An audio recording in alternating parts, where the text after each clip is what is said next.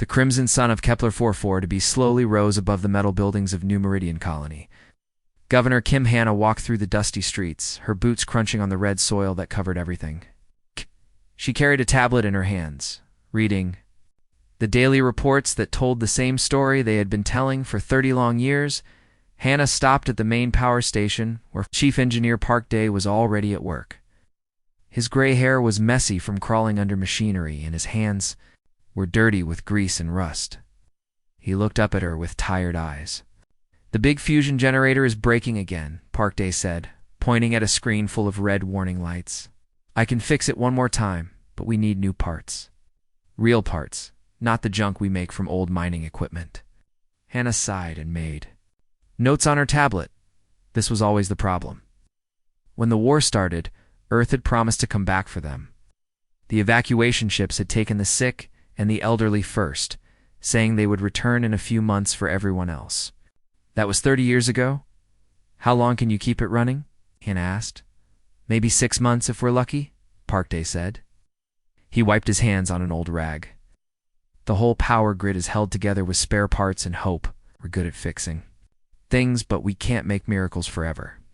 Hanna nodded and continued her morning walk. The colony looked different now than it had when she was a child.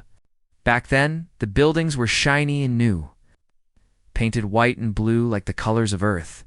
Now everything was the color of rust and dust. The people had changed too.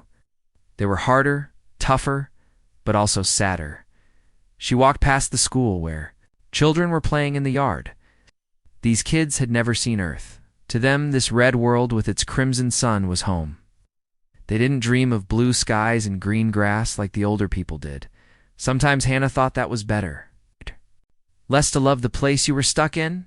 At the medical center, Dr. Lee Min was checking on patients in the small hospital. She had been young when the evacuation started, fresh out of medical school, and full of hope that they would soon be back on Earth.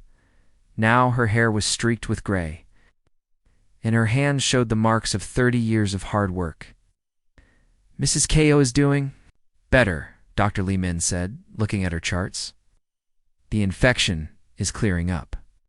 But I had to use some of our last antibiotics. We really need a supply ship to come." "Any word from the beacon?" Hanna asked, though she already knew the answer. Dr. Lee Min shook her head. "Choi Bin sends the messages every night like always, but the sky stays quiet." Hanna walked to the colony archive, a small building in the center of town. Inside, historian Choi Bin sat at his desk, surrounded by old books and computer files. He was the keeper of their memories, the one who made sure no one forgot where they came from. "Good morning, Governor," Choi Bin said without looking up from his work. "I've been updating the birth records. It's 3 more babies this month. The colony population is now 47,216 people. All born here?" Hanna said quietly. "Yes. The last person born on Earth died 2 years ago, old Mr. Park from the farming district." Choi Bin finally looked up. His eyes were sad but determined. "Sometimes the young ones ask me why we keep sending messages to Earth. They say Earth has forgotten us." "What do you tell them?" "I tell them that even if Earth has forgotten us, we must not forget Earth. We are still human. We still carry the memory of that blue world in our hearts." That evening, Hanna climbed to the top of the communication tower. Below her, the colony looked small and fragile under the alien stars. The people were finishing their daily work, children were being called in for dinner, and the lights were coming on in the windows. Choi Bin was already at the beacon controls, preparing to send another message into the darkness of space. He did this every night, had done it for 30 years. The message was always the same. "New Meridian Colony calling Earth. We are still here. Please respond." "Do you really think they'll answer someday?" Hanna asked. Choi Bin looked out at the stars, so different from the ones that shone over Earth. "I have to believe they will. The day we stop believing is the day we stop being human." He activated the beacon, and its signal shot out into the void, carrying the hopes of 47,000 forgotten people. Somewhere in the darkness, Earth continued its journey around a yellow sun, unaware that its lost children were still calling home. The crimson sun set over New Meridian, and another day passed in their long exile. But they endured as humans always had, holding on to hope, even when hope seemed foolish. They were the forgotten colony, but they refused to forget themselves. The loud alarm woke everyone in New Meridian Colony at dawn. It was not the normal wake-up call or the sound they heard when equipment broke down. This alarm meant danger was coming from space. Communications officer Song Yu ran to her control station, still wearing her pajamas. Her hands shook as she looked at the long-range sensors. The screen showed dots of light that should not be there. Big ships had appeared in the sky above their world, coming out of hyperspace like ghosts becoming real. "Governor Hannah, you need to see this right now," Song Yu called into her radio. Her voice was high and scared. Within minutes, Governor Hannah arrived at the communication center with Captain Lim Wu, the head of their small security team. Captain Lim was a former Earth military man who had stayed behind to help protect the colony. He looked at the sensor readings, and his face became very serious. "How many ships?" Hannah asked. 32 large vessels," Song Yu replied. "They're not like any human ships I've ever seen. They look dangerous." The ships in orbit were long and sharp, painted dark red with strange symbols on their sides. They looked like metal sharks swimming in the black ocean of space. Each ship was 3 times bigger than anything the colony had ever built. Suddenly, the communication system made a loud noise. An alien voice came through the speakers, speaking in a language that sounded like metal scraping against stone. The computer worked to translate the words into human language. "Attention, primitive species," the alien voice said. "This world now belongs to the Hegemony Empire. You will leave this planet within 1 day, or you will be removed by force." Song Yu's face went white. She had studied alien languages in school, but she had never thought she would need to use that knowledge to save her life. "Governor, they're not asking us to leave," she said quietly. "They're telling us to leave. There's a big difference." Captain Lim studied the tactical display that showed where all the alien ships were positioned. Some were directly above the colony, others were spread around the planet. It was clear they had planned this attack carefully. "What kind of weapons do they have?" Hannah asked. "Energy cannons, missile systems, and something called plasma bombs," Captain Lim said, reading from his scanner. "Their technology is 50 years ahead of ours, maybe more. We have mining lasers, some old cargo ships, and hunting rifles. That's not much of a match." The alien transmission came again, but this time it was clearer. A new voice spoke, colder and more commanding than the first. "I am Commander Vex of the Hegemony War Fleet. This planet contains minerals that our empire requires. Your weak species has no right to claim these resources. You have 24 Earth hours to gather your people and leave. Any who remain will be destroyed." Governor Hannah felt anger rising in her chest. These aliens had no idea what the human colonists had been through. They didn't know about the 30 years of waiting. Children who had grown up on this world, the people who had died and were buried in the red soil. "Can we fight them?" she asked Captain Lim quietly. Captain Lim shook his head. "In a straight battle, they would destroy us in minutes. But humans have never won fights by being stronger. We win by being smarter." Word of the alien threat spread quickly through the colony. People gathered in the streets, looking up at the sky, where they could see tiny lights that were actually huge warships. Parents held their children close. Old people remembered stories of wars on Earth from long ago that afternoon. Governor Hannah called an emergency meeting in the colony's main hall. Every adult who could walk was there, packed together in the hot, crowded room. Children sat quietly in the back, sensing that something terrible was happening. "We all heard the alien message this morning," Hannah began. "They want us to leave our world. They think because we're small and far from Earth, we'll just pack up and go quietly." An old farmer named Kim stood up. "Where would we go? We don't have ships that can travel between stars. This is our home now. My children were born here," called out a woman from the middle of the crowd. "This is the only world they've ever known." Hannah nodded. "That's exactly right. We built this colony with our own hands. We've survived everything this planet could throw at us. We've lived through dust storms, equipment failures, food shortages, and being forgotten by Earth. We're still here."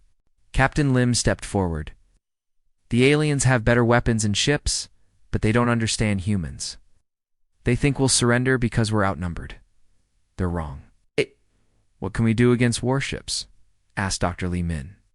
We do what humans have always done, Hannah replied. We survive. We adapt. We fight with everything we have, even if what we have isn't much. These aliens picked the wrong species to bully. The crowd began to murmur with agreement.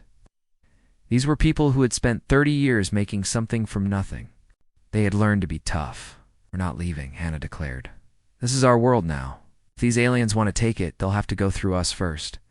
Lieutenant Colonel Kang Jin was drinking his morning coffee in the Terran Defense Command Center when the computer made a sound he had never heard before.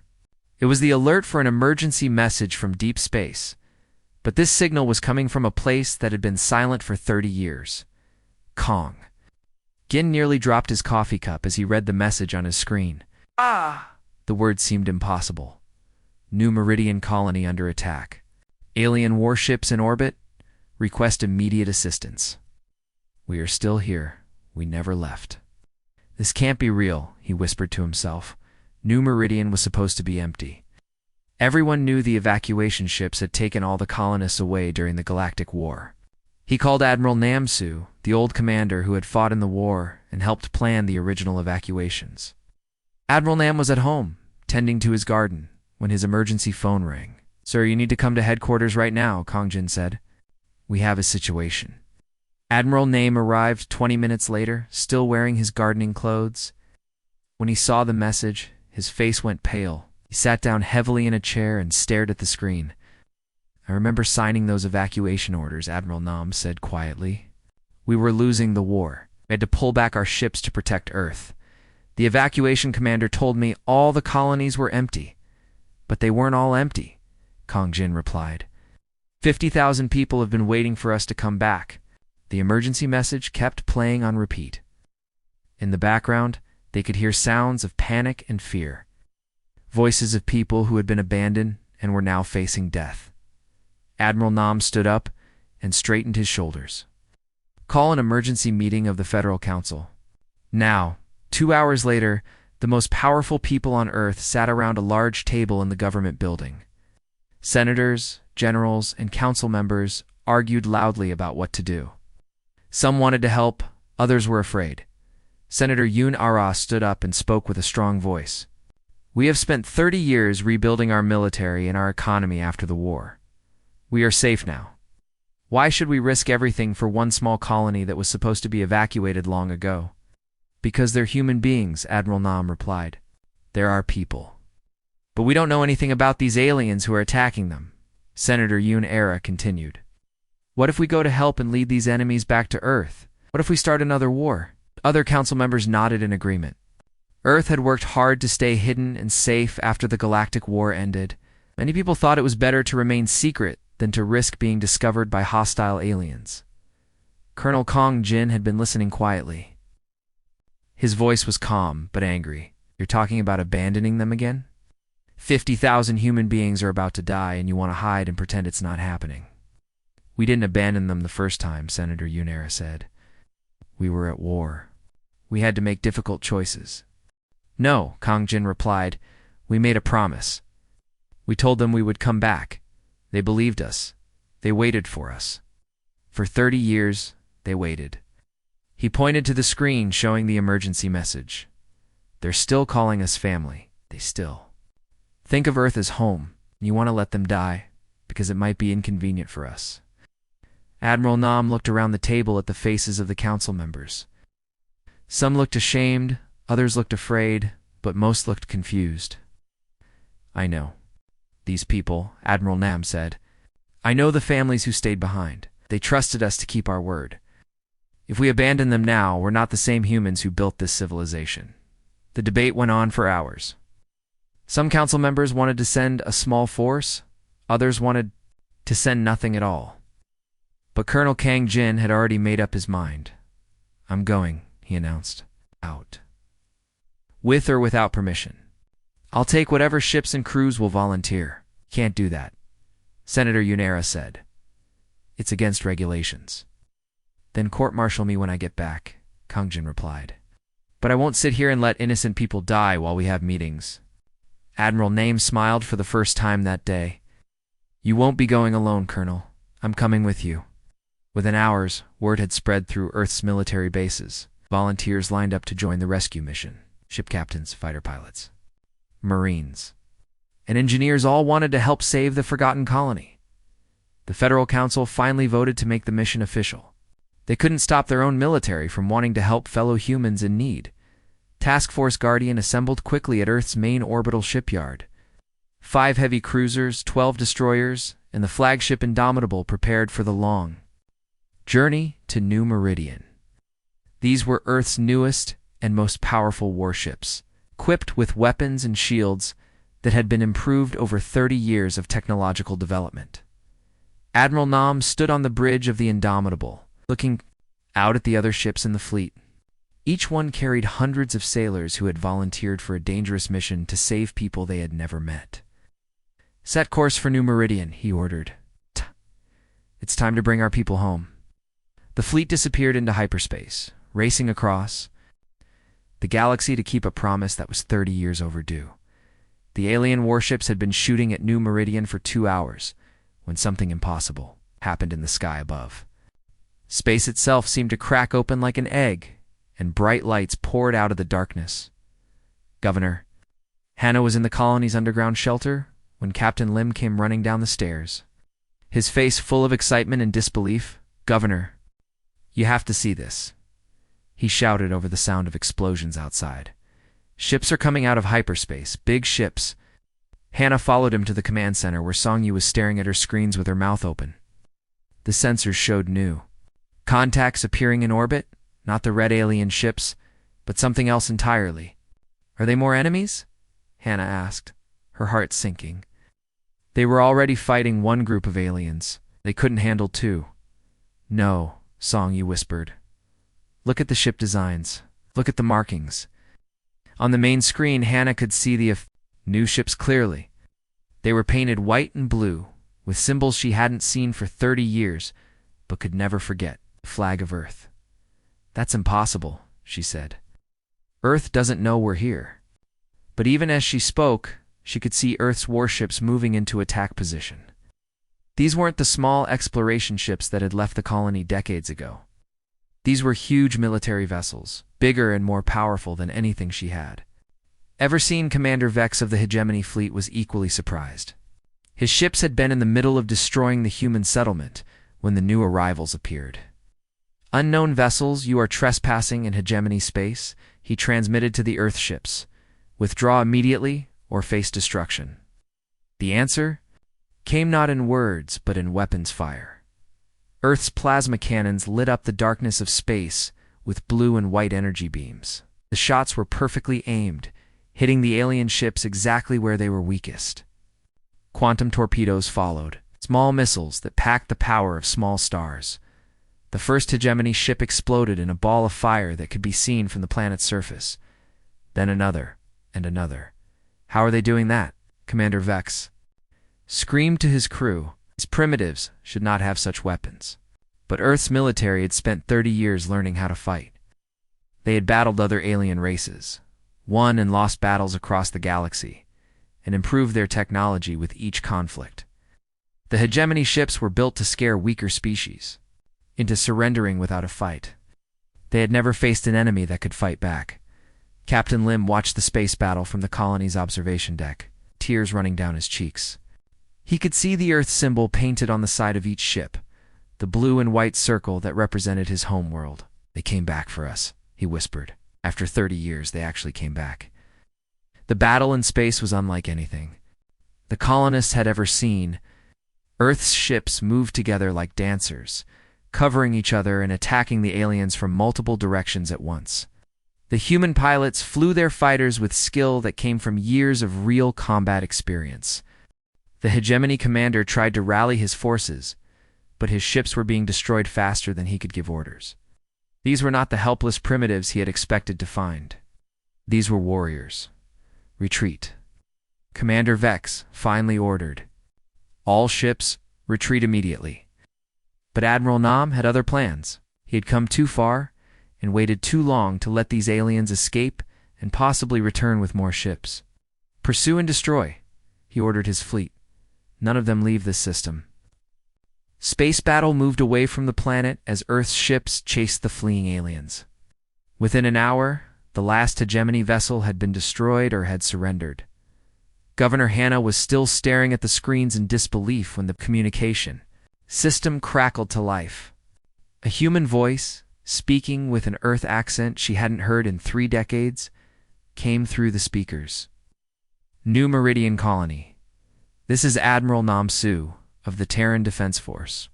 Can you hear me? Hannah grabbed the microphone with shaking hands. We can hear you, Admiral. This is Governor Kim Hannah. Governor Hannah, I want you to know that Earth has not forgotten you. We received your distress signal, and we came as fast as we could. We're here to help. We're streaming down Hannah's face now. Around her, the other colonists were crying and cheering at the same time. We thought Earth had abandoned us, she said into the microphone. Never, Admiral Nam replied. We made a mistake 30 years ago, but we're here now. We're here to bring you home if you want to come, or to help you stay if you want to remain. The choice is yours. Captain Lim looked up at the sky where Earth's ships were now orbiting peacefully, their weapons silent. The nightmare was over. The aliens were gone, and Earth had remembered its lost children. How did you find us? Governor Hannah asked. Never stopped calling, Admiral Nam answered. Your signals finally reached us, and when we heard you were in trouble, nothing could have stopped us from coming to help. For the first time in 30 years, the people of New Meridian felt truly safe. 6 months after the rescue, New Meridian looked completely different. The quiet, forgotten colony had become a busy world full of life. Big ships came from Earth, every week bringing food, medicine, and letters from home. A space station now watched over the planet to make sure no aliens would ever attack again. Governor Hannah stood by the big windows of the new spaceport. She watched as another ship landed and opened its doors. Families walked out carrying bags and looking around with wonder. These were new people coming to live on New Meridian. Among them was Admiral Nam, the man who had saved them all. This was his 3rd visit back to their world. The government on Earth made a new law, Admiral Nam told her. It's called the New Frontier Protection Act. No human colony will ever be left alone again. We're building relay stations between worlds. Our ships will patrol regularly. If anyone needs help, we'll know right away. Hannah smiled. My people will be happy to hear that. Nearby, Chief Engineer Park was working on installing new power systems. From Earth, his clothes were dirty from the work, but his eyes were bright with joy. My grandson asks me about Earth every single day, he said, cleaning his hands. He wants to visit the world where his great-grandmother was born. Can you imagine?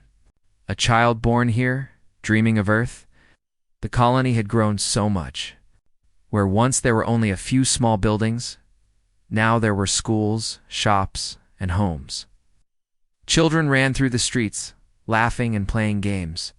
These kids would grow up knowing they were part of something bigger than just their small world. Dr. Lee worked at the new medical center, but she often visited the recreation area where children played. She watched them with happy tears in her eyes. These children would never know the fear of being alone in space. They would grow up connected to Earth and all the other human worlds. They're so lucky, she told a friend. They'll never wonder if anyone out there cares about them. In the colony's records building, historian Choi was busy writing down everything that had happened. He wanted future generations to remember the whole story, how Earth had lost contact with them, how they survived alone, and how Earth finally came back for them. We were alone for 30 years, he wrote in his daily report, but we were never truly forgotten. Earth keeps its promises, even when it takes many years to keep them. The most amazing change was the communication center. Before, Governor Hannah had sent desperate messages into empty space, hoping someone would hear them.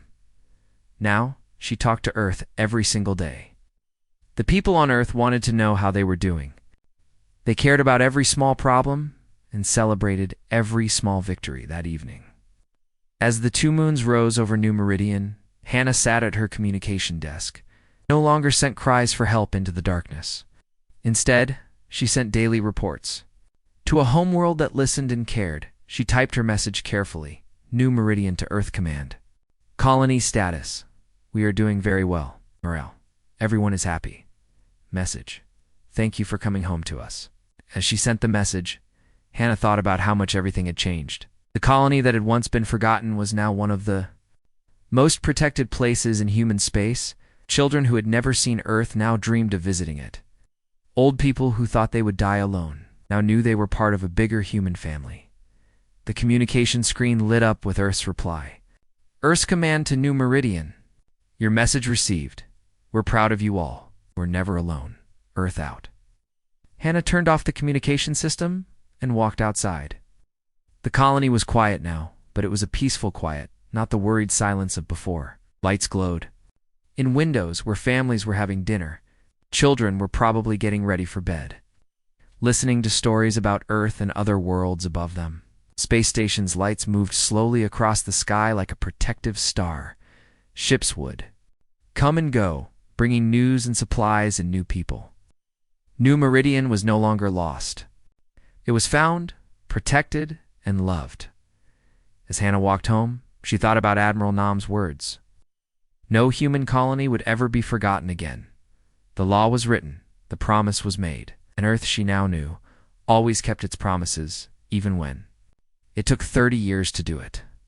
The forgotten colony was forgotten no more. It was home to people who knew they belonged to something wonderful and vast, a human family that stretched across the stars, but never left anyone behind.